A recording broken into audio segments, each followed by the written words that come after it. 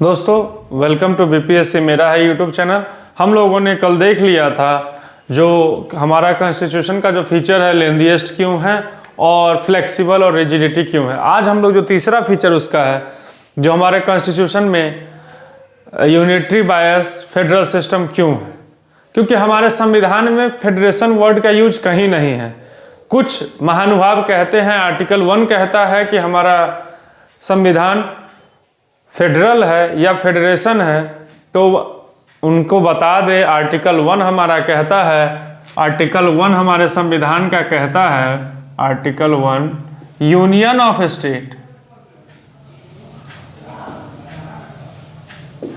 कितना बार एग्जाम में क्वेश्चन आ चुका है जो हमारा आर्टिकल 1 क्या कहता है, ऑल इंडिया फेडरेशन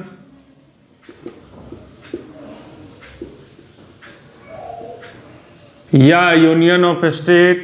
तो हमारा जो आर्टिकल 1 कहता है जो India that is union of state. ठीक, तो आइए समझते हैं तीसरा फीचर जो हमारा है फेडरल सिस्टम विथ यूनिटरी बायस में हम लोग इंडियन कॉन्स्टिट्यूशन में जो फेडरल फीचर है उसको समझते हैं।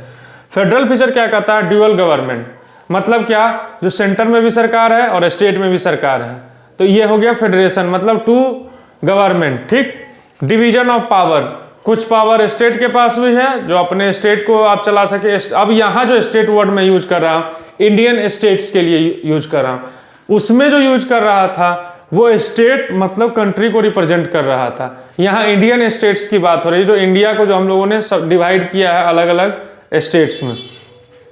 तो डिवीजन ऑफ पावर। तीसरा written constitution, supremacy and rigidity of constitution. संविधान से ऊपर हमारे भारत में चाहे वो राज्य हो या हमारे पूरे केंद्र देश के लिए कहिए, संविधान से ऊपर कुछ भी नहीं है। चाहे कोई सरकार आ जाए, किसी की भी सरकार आ जाए, संविधान के अनुसार ही चलना होगा। संविधान में किसी तरह का ऊंच नीच नहीं कर सकते हैं। उसके बाद हमारे देश में क्या है, रिटन कॉन्स्टिट्यूशन है, मतलब आप गुमराह नहीं कर सकते हैं, संविधान से विमुख नहीं होकर चल सकते हैं। इंडिपेंडेंट जुडिशियरी, आइए थोड़ा सा समझते हैं इंडिपेंडेंट जुडिशियरी किस तरह से है, क्योंकि इसका यूनिटरी फीचर जो हम देखेंगे उसमें भी कह रहा है इंटीग्रेटेड जुडिशियरी। तो यहाँ इंडिपेंडेंट जुडिशियरी, यहाँ इंटीग्रेटेड जुडिशियरी। कहने का क्या मतलब है, आप कभी भी एक नॉर्मल हम सिस्टम बताते हैं जो हमारे इंडिया में जो कोर्ट है, 3 तरह का कोर्ट है, सुप्रीम कोर्ट, हाई कोर्ट और तीसरा सबऑर्डिनेट कोर्ट या डिस्ट्रिक्ट कोर्ट। अब कोई भी केस जिसका फैसला यहां हो जाता है हमें मंजूर नहीं, तो हम कहां जाते हैं, हाई कोर्ट।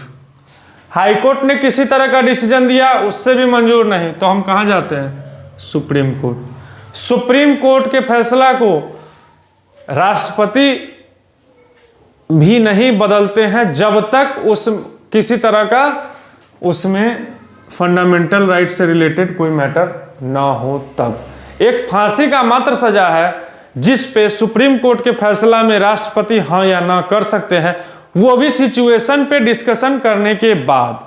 ठीक, तो हमारा कॉन्स्टिट्यूशन किस तरह से इंटीग्रेटेड है अब दिख गया नीचे से ऊपर। अब जब हम फंडामेंटल राइट्स पे हमारे साथ किसी तरह का वायोलेशन होता है तो हम डायरेक्ट सुप्रीम कोर्ट जा सकते हैं, लेकिन नॉर्मली क्या पैटर्न है, district court, high court, supreme court. तो ये हमारा हो गया इंटीग्रेटेड जुडिशियरी, मतलब एक दूसरे से जुड़ा हुआ जुडिशियल सिस्टम है। अब यहाँ क्या कर रहा है, इंडिपेंडेंट जुडिशियरी। अब जो हमारा कानून व्यवस्था कहता है, संविधान में कानून बनाएगा लेजिस्लेचर, लेकिन उसका पालन हो रहा है कि नहीं हो रहा है उसका देखरेख कौन करेगा, जुडिशियल सिस्टम। सुप्रीम कोर्ट के अंतर्गत उसका देखरेख किया जाएगा।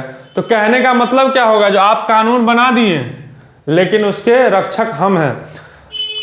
अब क्या हुआ, सुप्रीम कोर्ट किसी तरह का फैसला निकाले, यहां से उस कानून में बदलाव करने का हक भी इनको है। तो इसी तरह से हमारा लेजिस्लेचर, एग्जीक्यूटिव और जुडिशियरी तीनों एक दूसरे से जुड़ा हुआ है, लेकिन हमारा जुडिशियरी इंडिपेंडेंट है, किसी भी दबाव में आके किसी भी वकील को फैसला देने का कोई अधिकार नहीं। अगर करते हैं तो वो कहीं ना कहीं न्यायालय के अधीन नहीं आता है। इसीलिए किसी भी न्यायाधीश को, सुप्रीम कोर्ट के जज को रिटायरमेंट के बाद 65 साल जब रिटायरमेंट के बाद प्रैक्टिस करने का राइट्स नहीं देता है, मतलब उसके बाद आप प्रैक्टिस नहीं कर सकते हैं। तो इसी तरह से जो हमारा इंटीग्रेटेड देख लिए जुडिशियरी क्या है, इंडिपेंडेंट क्यों है ये बता दिया मैंने। अब क्या है unitary feature of Indian constitution, एक स्ट्रॉन्ग सेंटर। देखिए हम कह ले कितना भी, जहाँ स्टेट के पास राइट्स है सब कुछ कर सकती है, लेकिन जो स्टेट्स को राइट दिया गया है उसमें बदलाव भी तो संविधान वहाँ राज्यसभा में करने का अधिकार है ना सरकार को। राज्यसभा क्या, स्टेट रिप्रेजेंटेटिव, अगर वहीं राज्यसभा से अगर राज्यसभा में बिल पेश करके उस कानून को बदल दिया गया तब स्टेट क्या कर लेगी। तो कहीं ना कहीं हमारा जो सिस्टम है सेंटर पे डिपेंडेंट करता है। तो स्ट्रॉन्ग सेंटर, सिंगल कॉन्स्टिट्यूशन, न स्टेट के लिए अलग कानून है न राज्य के लिए अलग कानून है, एक कानून एक व्यवस्था। सिंगल सिटीजनशिप, ऐसा नहीं है जो स्टेट में जो लोग रह रहे हैं उनको 2 वोटिंग राइट्स है और जो सेंटर का गवर्नमेंट आएगा उस समय जो वोटिंग होगा सिंगल वोटिंग देखा जाए, नहीं, सिंगल सिटीजनशिप, एक नागरिक एक अधिकार। इंटीग्रेटेड जुडिशरी बता दिया मैंने। ऑल इंडिया सर्विसेज, जो हम लोग जिस चीज़ की तैयारी कर रहे हैं बिहार PCS या BPS, तो ये स्टेट कमीशन हो गया, लेकिन UPSC इसी का जो केंद्र स्तर पर या कह सकते हैं इंडिया लेवल पे जो एग्ज़ाम होता है UPSC के द्वारा जो लिया जाता है और वहाँ से जिनकी नियुक्ति होती है या वहाँ से जो चयनित होते हैं वो ऑल इंडिया सर्विसेज के पार्ट होते हैं, जिसमें हमारा DM, SP या केंद्र के सचिव, ये सभी लोग कहीं ना कहीं ऑल इंडिया सर्विसेज के लोग होते हैं। जितने भी केंद्र में मंत्रालय हैं उनके सचिव, उपायुक्त, आयुक्त जो भी हैं, जिला में जिला अधिकारी। हाँ, अब ये है जो स्टेट PCS से भी किए हुए अच्छे अच्छे अधिकारी जो लास्ट प्रमोशन एक जिला अधिकारी के तौर पर उनको कहीं कहीं मिल जाता है, लेकिन वहाँ लिखा रहता है बिहार प्रशासनिक सेवा। जहाँ भी भारतीय प्रशासनिक सेवा जिनके नाम के नीचे लिखा होगा वो ऑल इंडिया सर्विसेज के पार्ट होंगे या UPSC से सिलेक्शन लेके आए होंगे। ठीक। इमरजेंसी प्रोविजन, जब भी हमारे देश में किसी तरह का इंटरनल डिस्टर्बेंस, एक्सटर्नल डिस्टर्बेंस या वार एग्रेशन होगा उस समय इमरजेंसी प्रोविजन राष्ट्रपति के द्वारा लगाया जाता है। किसके कहने पे, काउंसिल ऑफ मिनिस्टर या इसके रिकमेंडेशन पे इमरजेंसी लगा दिया। उस समय हमारे पास सिर्फ फंडामेंटल राइट्स का अधिकार होता है, उसके अलावा कोई राइट्स किसी भी स्टेट या किसी भी नागरिक के पास नहीं रह जाता है। तो ये था हमारा फीचर क्या, यूनिटरी बायस फेडरल सिस्टम, जिसमें हम लोगों ने देखा जो फेडरेशन का जो फीचर है वो हमारे कॉन्स्टिट्यूशन में क्या क्या है, यूनिटरी फीचर क्या क्या है। तो हमारा संविधान फेडरल सिस्टम विथ यूनिटरी बायस है। इस चीज को, जिसको हम लोग क्वासी फेडरल भी कहीं कहीं यूज किया गया है, जो भारत का संविधान क्वासी फेडरल है। तो ये सही है, जो हमारा संविधान जो है क्वासी फेडरल है। आइए इसके बाद हम लोग देखते हैं अगला फीचर, जो अगला फीचर हमारे संविधान का क्या कहता है उसको समझते हैं। दोस्तों, हमारे संविधान का जो अगला फीचर, चौथा फीचर जो है पार्लियामेंट्री फॉर्म ऑफ गवर्नमेंट। सबसे पहला चीज, पार्लियामेंट्री फॉर्म ऑफ गवर्नमेंट समझने से पहले पार्लियामेंट क्या है, पार्लियामेंट किस तरह से हमारे भारत में, पार्लियामेंट को 3 भाग में बांटा गया है। पार्लियामेंट को 3 भाग में बांटा गया है, लोकसभा, प्रेसिडेंट और राज्यसभा। राज्यसभा जिसको अपर हाउस, लोकसभा जिसको लोअर हाउस। प्रेसिडेंट हमारे इसके कर्ता धर्ता होते हैं, देख रेख जो काम सही से चल रहा है कि नहीं, ओवरऑल रिस्पॉन्सिबिलिटी इन्हीं की होती है, दोनों हाउस सही से चल रहा है कि नहीं। लोकसभा डिजॉल्व हो सकता है, राज्यसभा कभी डिजॉल्व नहीं होगा।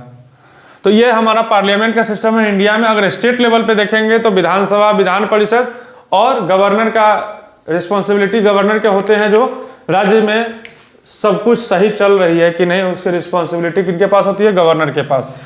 तो यहाँ क्या कहता है, coordination between legislature and executive, मतलब आपसी बनाव होना चाहिए किसके किसके बीच, लेजिस्लेचर और एग्जीक्यूटिव, विधायिका और विधायक के बीच एक अच्छा समन्वय बैठा हुआ होना चाहिए, जिससे सरकार किसी भी कानून को सही रूप में लागू कर सकती है या चला सकती है। ठीक।